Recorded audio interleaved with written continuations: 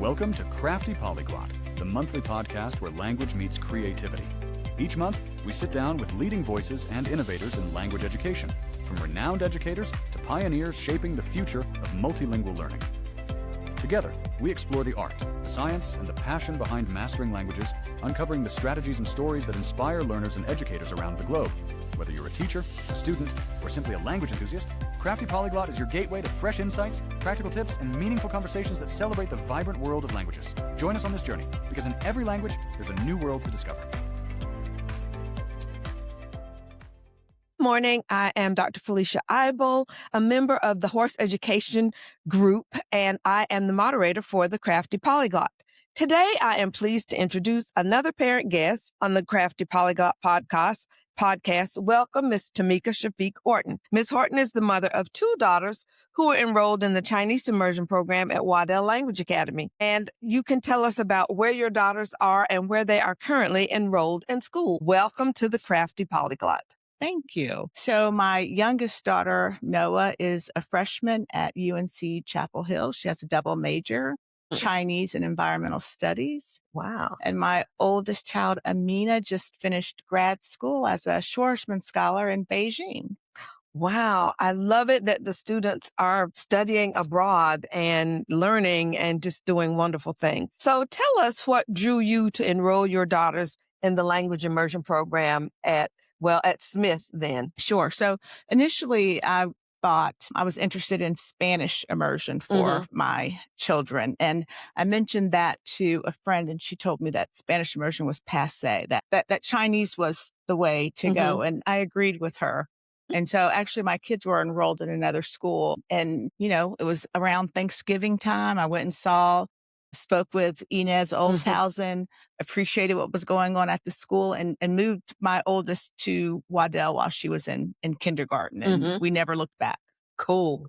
That is wonderful. Wonderful. So what most impressed you about the language immersion school environment and the teaching and learning? Wow. I don't know if there's one single factor. I mean, there were a lot of things coming together at Waddell that made it a great program for us. Certainly leadership, though the principal had a lot to do with it in the environment that she created for the teachers and staff. And then, of course, later you, since you were in that line as well. I mean, the teachers were fantastic. I mean, that really was it. Strong teachers, teachers. So I knew, the kids were going to get what they needed to become bilingual. And then the diversity of the school. I mean, we chose a language immersion and Mandarin was particularly, became important to us because we thought it would open the world to our kids. It was really important that our kids be able to connect with, as many people as they could around the world. And then even at home, Dell was, if not majority, minority, close to it, 30% free and reduced lunch. So all of those things made a difference for us. And the school did very well with all of those things coming together. When you think back to your daughters, when do you think they became truly proficient in the language? Well, it depends on what you mean by proficient. But I was amazed even in kindergarten, first grade. I mean, they could carry on conversations. My husband was funny. Anytime he saw someone that, he thought spoke Chinese, he made the kids go up and speak to them. So, I mean, they gained a level of proficiency as compared to their age relatively soon. I mean, the language learning, continues. My oldest daughter who spent a year in Beijing last year, still like in terms of, you can always grow your vocabulary. Right. It's, so very early on, I think it would surprise folks how soon they pick up the language. What stands out for you in their language development? Again, the fact that they learned it, they picked it up so fast and so naturally. So one thing that I would say is important because, particularly for Noah, at Waddell Smith Language Academy, when you get to middle school, you either choose a second language or you choose band. And so my oldest daughter chose band, but my second daughter, Noah, chose Spanish. And she took 2 years of Spanish and she learned the mechanics of Spanish, but she sounds like an American speaking Spanish. But in Mandarin, she really does have great pronunciation, tone. Same thing for Amina. So that's a standout for me. Okay. Good. So how did the experience of the opportunity to travel abroad and interact with native speakers impact their confidence and their language development? So, I mean, it was fabulous experience for both of them in a number of ways. And what I would say, and you're asking me a specific question, and I'm turning it a little bit on its okay. head, because learning the language is really important, and that's what you're seeking to do. But for us, it was also about, again, the exposure and the opportunities and how the world would open. So for Amina, that kind of exposure and going over, it made her more open to all kinds of things, like particularly, I would say, food. She's a huge foodie now. Whereas before she went, I mean, I don't want to eat that. I don't want to try that. But you go somewhere and here's the food that you're offered. And so that was a huge thing for her. Just travel and the independence of travel and all the things that you see and learn and have the opportunity to do when you're outside of the United States. So Amina has probably visited 30 different countries. I mean, maybe even more than that. So for her, it was that. And then for Noah, I would say it was the independence of, I mean, I can go far away in the world. You know, I can travel. I will be able to travel by myself. You know, I don't have to have my parents with me to do big things. And so that's what I would say for Noah. And so she has continued to do that. So, well, that's great. I love it that they embrace the opportunities that speaking a second language offered for them. yes. Yes, that's absolutely wonderful. Well, you talked about this already, about how their enrollment impacted them academically, socially, and culturally. But how do you said that Amina spent a year in Beijing. Can you tell us a little bit more about that? Yes. So she was there as a Schwarzman Scholar, which is a program. You know, it's open to students around the world, but it is about engaging folks around the world with.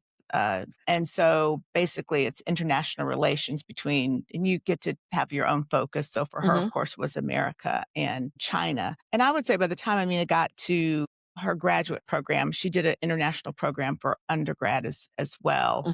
I think, you know, so she understands the culture, all kinds of things about China. So really for her, what that program was about, though, was meeting other people from around the world who wanted to engage in relations with China and Asia. So again, it also provided her, actually, that was the first opportunity that she had to engage in China in rural areas. A component of her program was working with a rural program, I think rural schools, and I don't know the specifics. But again, she got a lot out of that program and met people from around the world. So that was super, super positive for her. I will say both of my kids also did NISLE, National Security Language Institute for Youth, is a State Department sponsored program. Ina did 6 weeks in Beijing, and Noah did 6 weeks in Taiwan. Wow. It was really interesting for her because she had not had a lot of engagement with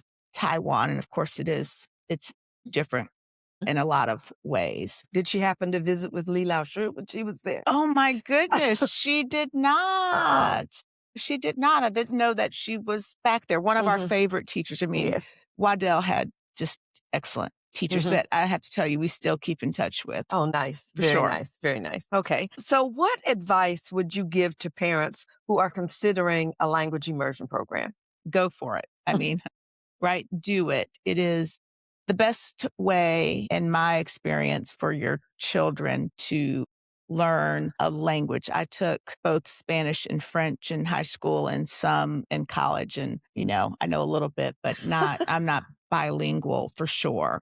So I think you do it for the language, but, you know, rest assured, my kids have done, just in terms of learning, it's not just about the language. They still need to know math and English and science and all of those things. So if you can get all of those things at your school, as well as this opportunity for exposure to another language and culture and all of the possibilities that it opens up for kids, for American kids, especially, because although there are a number of folks, number of people who speak more than one language, I would say the majority of Americans do not, particularly if you can speak a language that is useful in business or in government. Opportunities that will be opened for your children are unimaginable, things that we would not have imagined for our children, and what it has meant in they're still very young. So I think Yeah. the benefits of their having attended Waddell and Smith will be lifelong.